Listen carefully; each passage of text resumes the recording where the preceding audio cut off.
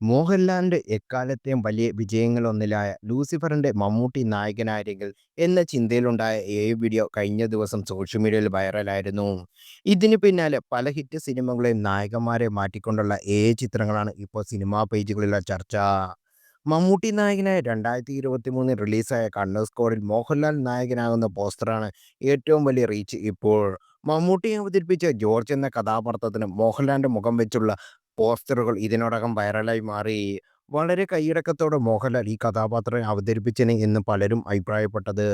Kannur സ്ക്വാഡിന്റെ box office റിസൾട്ടിന് ഈ മാറ്റം പ്രതിഫലിച്ചനെ എന്നും ചിലർ അഭിപ്രായപ്പെടുന്നു.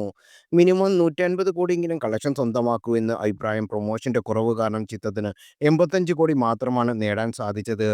മോഹൻലാൽ നായകനായിരുന്നെങ്കിൽ കളക്ഷൻ കൂടാൻ സാധ്യതയുണ്ടായിരുന്നു എന്ന് ആരാധകർ പറയുന്നു. കണ്ണൂർ സ്ക്വാഡ് മാത്രമല്ല, ടൊവിനോയുടെ ഹിറ്റ് ചിത്രമായ തല്ലുമാല, ARM എന്നീ സിനിമകളുടെ നായകന്മാരെ മാറ്റിക്കൊണ്ടുള്ള പോസ്റ്ററും വൈറലാണ്.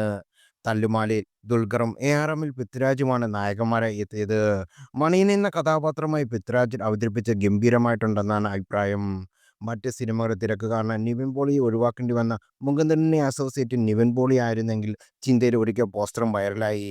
നിവിൻ ട്രെയിലർ മോഡലായിട്ട് വേഷമാണ് പലരും കമന്റ് ചെയ്തു.